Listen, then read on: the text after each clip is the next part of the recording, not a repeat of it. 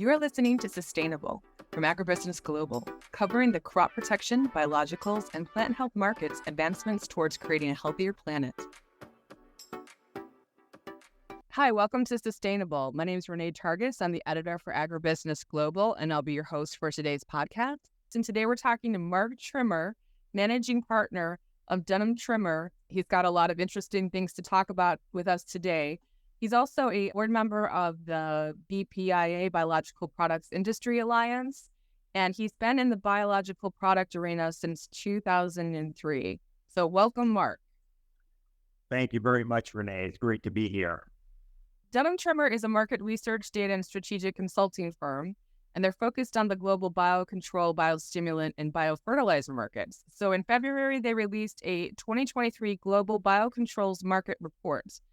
So this report is 330 pages, analyzing biochemicals, macroorganisms, and other biocontrols types through 2029. So that's an incredible report. How long did the research take to form that report? It takes us roughly about a year from the time that we begin one of these global reports until we finalize everything. And as you can imagine, there's a lot of data to sift through, a lot of phone calls to make with key influencers and participants in the field to verify our assumptions, and a lot of head scratching along the way as we pull all this together. But we really enjoy putting these together. We learn a lot as we work through and gather all this data, and it really helps us to provide better information to our clients and in other areas that we participate in. There's so much information. It's 350 charts and graphs detailing revenue, shares, and growth. So what's the state of the biocontrols industry overall? Sure. Well, this industry has been growing quite rapidly over the last decade, really. And we find today that the total value of the global market is right about $6.2 billion. That is including the plant growth regulators. If we exclude those plant growth regulators, it's about $5 billion. But it's really interesting when we look across the regions. There's some distinct differences in the trajectory of the market in different regions. Here in the U.S., and also it's true in Europe, the biocontrol market has largely been focused on fruits and vegetables. And we're starting to reach a transition point now where the biocontrols really have reached maturity in those markets. So the growth rate is beginning to slow and plateau. And now I foresee that by 2030, the growth rate will be probably more similar to what we see for the traditional chemical pesticide market. Brazil is a complete different picture. In Brazil, the market is growing at high double-digit rates, mid 20% range. And part of the reason for that is that the Brazilian government has streamlined their registration process for biologicals. They've instituted other incentives for both growers and manufacturers to promote the use of biologicals. And all those things have come together to allow the market to grow. And the number one biggest difference, for Brazil and the rest of the world, especially the Northern Hemisphere, is we see widespread use of biologicals in row crops in Brazil. We haven't seen that anywhere else yet. For a trip around the world, if we look at the EU, the biggest challenge in Europe is the regulatory system makes it extremely difficult to register new microbial products. So whereas in the US and Latin America, we see microbials making up about 50 to 60% of the biocontrol market. In Europe, they make up less than 15%. And that is directly related to the difficulty of gaining registration approval for novel microbial products in Europe. So you can see there's a lot of differences in different regions of the world. When we look at just the top level, at the global level, we see the market growing at about 10 to 12% currently. But there's vast differences in the growth rate between Latin America and the US or Europe, for example.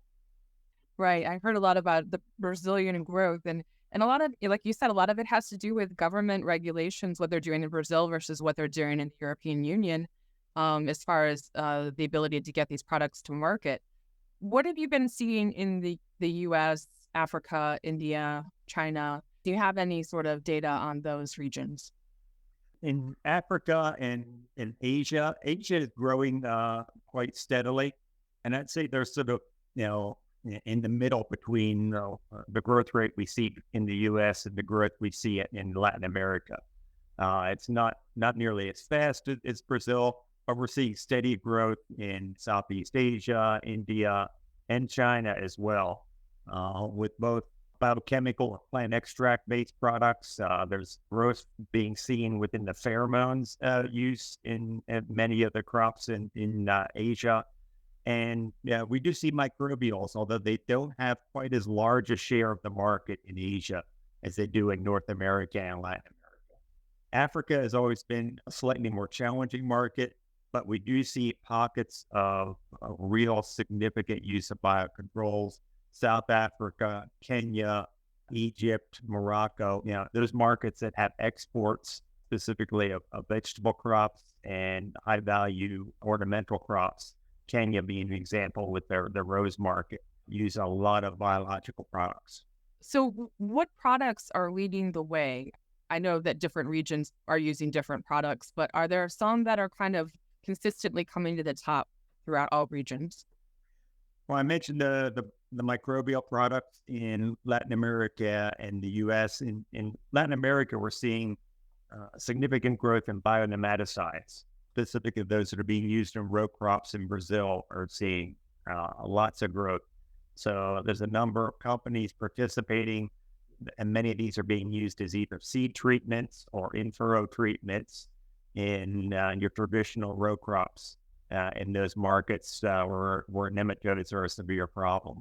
So that's a real significant growth in that area. In Europe, where what we see is pheromones continue to be very important. As I mentioned, the microbials are a small part of the market. So the larger part of the market is really plant extract and other biochemical based products. So there's a lot of use of those. We've heard a lot about the farm to fork and restrictions of some chemical products, and that is creating some opportunities for some of these biological products to occupy those market needs that used to be fulfilled by chemical products. I was talking to wives there in the Costa Rica banana plantations. They were using oils. Is that along the plant extracts that you were talking about, like for Europe, or? Yes, that would include, those would be included in the plant extract. So we see a lot of different mineral oils and also plant extract oils, tea tree oil, things of that nature get used quite extensively in the banana plantations. So in your report, there's a detailed comparison chart going 120 companies. So what companies are producing these products? What are the leading companies in this? That it is a wide range of companies that are involved, including many of the traditional crop protection companies that are well known within the chemical space that have entered into the biological space through acquisition of other players. So the Bayers, the BASFs, the Syngentas, and the Cortevas all play a major role in these markets. But also there's a lot of companies that are dedicated to biologicals. So here in the U.S., Valent Biosciences, Certus Biologicals are among those that would come to mind. Marone Bio, which has now been acquired and is part of Bioceres out of Argentina, is a major player in the microbial market here in the U.S. and in Latin America. So all those companies, but the thing that continues to amaze me is almost on a weekly basis, I discover a company I haven't heard of before. So there's still a lot of new entrants coming in the market, and we tried to be as comprehensive as we could in our report in identifying. And as you mentioned, we covered 120 companies, but I'm absolutely certain that there's some that are out there that we overlooked. And so it's a very highly fragmented market and remains so. And we see a large number of players. In contrast to the traditional chemical market where those big four global companies really dominate the space, here, we have to go 20 or 30 companies deep until we reach the same kind of market share that those four companies enjoy in the chemical crop protection area. Do you think that that's going to change now that Corteva just talked about Stoller and Syngenta, all of their acquisitions? So do you think that that's going to change in the next 3 years or? Well, it is changing. I don't think it's going to change dramatically in the next 3 years, but we've been tracking and following mergers and acquisitions in this space since 2013.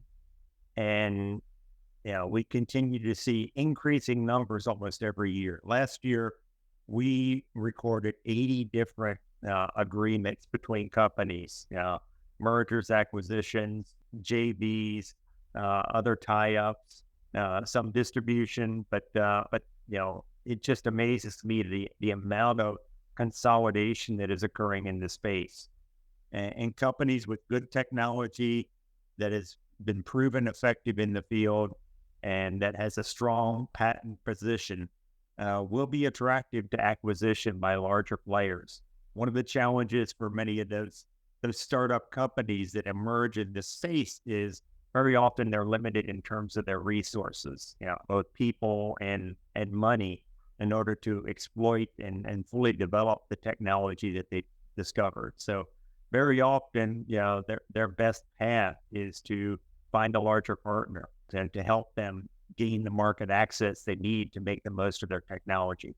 Right. I had talked to Roma Gwyn from Ag Bio Scout, and she was talking about, kind of the same issues is that they've got these great products. Kristen Sukulak from EBIC, she was talking about the same thing, is that they've got these great ideas, but then there's no plan to bring it to market. So they're more like the scientists having these, they're strong in the research, but not so much in the marketing. It's a very big challenge, for a company from conceptual and having proof of concept, but to get through that regulatory process and then actually get the product successfully launched and into the marketplace takes a lot of investment. And that's often a major challenge for a startup company. You talked about Brazil, and then they're using these biologicals for row crops, and we're not seeing that sort of adoption happening in other regions. What do you think is involved in increasing adoption in like the US for using biologicals for row crops or in other regions? I think, one of the things that makes Brazil a little different is because they're subtropical and they have a continuous cropping system. In many ways, the way they manage row crops is more akin to the way we manage fruits and vegetables. It's very common for Brazilian growers to make 3 to 4 fungicide applications in a soybean crop, and that would be unheard of here in the U.S.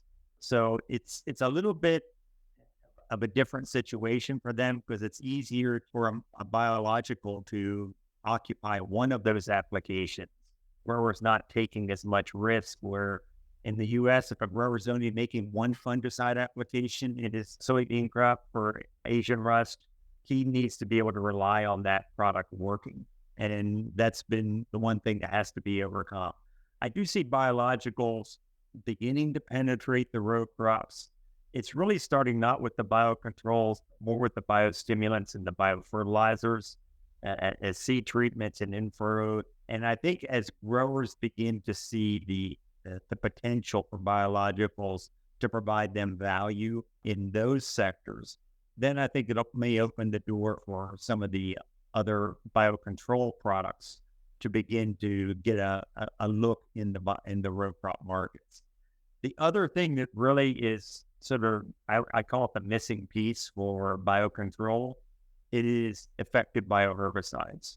Weed control represents about 45% of the global crop protection market.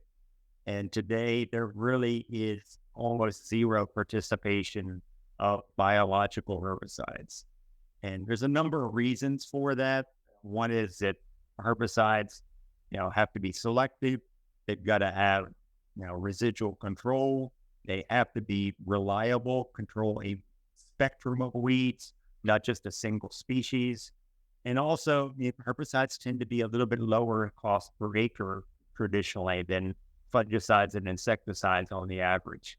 And all those things make it challenging for a biological. There are a number of companies that are focusing their efforts on trying to identify biological options for control of weeds with resistance to chemical compounds. So Palmer Amaranth, for example, with glyphosate resistance is a target for many companies. And I think if someone is able to, find an effective biological with good selectivity in a major row crop that would be able to mix with chemical products and provide that control of a glyphosate-resistant species, that could be sort of the key to allowing a bioherbicide product to make a breakthrough. Right. And also, too, my understanding of biocontrols is there's specific times that it needs to be applied. Is ag tech a part of this, the importance of using biologicals as well? Or And and you're absolutely right. I mean, traditionally, biocontrol products are more preventative products rather than curative products. So the timing of application, the grower needs to be monitoring the pest if it's an insect or a disease quite closely so that the timing is optimal for performance. And some of the precision ag tools with remote sensing and monitoring can play a real role in that. It can also be important for spot applications. The problem is only present in 20% of the field. It's much more effective to use that precision ag and only cover the portion of the field that really needs to control. And that helps to overcome some of the cost issues that are present with some of the biological options. there's an education component with the growers. Do you feel like that is an important part of overcoming any barriers with growers like in the US or the European Union? I'm not sure, like Africa, India, or China. Do you feel like these regions, an important part of them accepting or adopting these biologicals as an education or a specific program created for each grower? I think there is an education component for growers and distributors really, but it varies by crop and by region. If we talk to strawberry growers in California, they'd be very familiar and very comfortable with biologicals. Probably nearly 100% of them are using at least one biological in their program. We go to a corn grower in Iowa or Illinois, they may not even be aware of any biological, or they may have heard of BT, but they, other than their BT corn transgenic crop, they really aren't making use of a biological solution. So it varies by region, and also it varies across the globe. As you mentioned, certain parts of the world very accustomed to using biologicals. We go to places like Africa, though, where growers may not have any awareness at all. So it really is a function of government agencies, non-government agencies, and the manufacturers to provide that educational component to allow the growers to use these products effectively. Did any barriers come up that were consistent across the regions? Not consistent across regions. I mentioned already the regulatory barrier in Europe. I mean, one advantage the U.S. has had is that the EPA formed the biopesticide division in 1994, and that really helped to develop the biological and biocontrol industry here in the U.S. That's why we see so much innovation that has had its origin here in the U.S. Brazil used to be similar to Europe, had a very difficult regulatory system. But with changes that have been made over the last 5 years, they went from being trailing the U.S. in terms of growth to growing at more than double the rate of the U.S. And I'm projecting that by 2030, I think Brazil will reach parity with the U.S. in terms of the market size for biocontrol products. Regulatory is a very significant impactor on what's happening. The biggest driver for the market overall has consistently been consumer demand, especially in the fruit and vegetable crops. When the purchaser of the food stuff is demanding that a reduction in pesticide residues, and we see many grocery store chains compete on that basis in their fresh produce section of the store. that creates opportunities for biologicals, especially for crops that are picked multiple times, like berry crops. And it allows biologicals to occupy a niche in the mid and late part of the growing season in order to allow that grower to manage that pesticide residue. Your report talks about these trends up till 2029, so that's quite a ways ahead. But what's your forecast for the biocontrols in the next 3 years? We're seeing all of these mergers and acquisitions. We're seeing these new products. Like you said, there's all these startup companies happening. What's your forecast for the adoption of it for the next 3 years? Do you feel like there's going to be lots of growth across the different regions? And I do see continued strong growth overall for the market for the next 3 years. And we see, a number of companies that are introducing new products, new concepts. We're seeing more interest in producing products that are combinations of chemicals and biologicals. We're seeing some new types of biologicals, a lot of interest in peptides, with a number of companies now participating in that. We're trying to bring those to market. There's interest in other technologies that are unique and may create new opportunities for biologicals. Now, I'm seeing steady growth over the next 3 years across the globe. A little bit slower in North America and Europe than Latin America and Asia, but overall, a continued interest in these products on a global basis by both the grower and the consumer. is there anything else that you'd want to add that I hadn't asked about that you think is important and, talking about this subject? Yeah, I think one of the most important things too that has occurred in the last decade has been the entrance of the major companies into the biological space. And it started a decade ago with Bayer acquiring AgriQuest, but Syngenta, BASF, and now Corteva have all entered that market. And you mentioned about the grower awareness and the distributor understanding of these products, and the entry of those companies, really offers a sort of a seal of credibility on biologicals in the eyes of many of the growers and the distributors in some parts of the world. Only a factor in the growth, along with their tremendous market access that they provide to those products when they acquire smaller companies with unique technologies. Right, like Syngenta and Milagro. Milagro's been around for so long, and now that they've got that backing, like you said, like the investments and the marketing and all of that, it'll be exciting to see kind of the changes that'll be coming. Well, Mark, I really appreciate you taking the time to talk with us today, and I hope that our listeners will be checking out your 2023 Global Biocontrols Market Report. It sounds like a great resource for information about this market. So thank you very much. Thank you, Renee. I enjoyed it very much.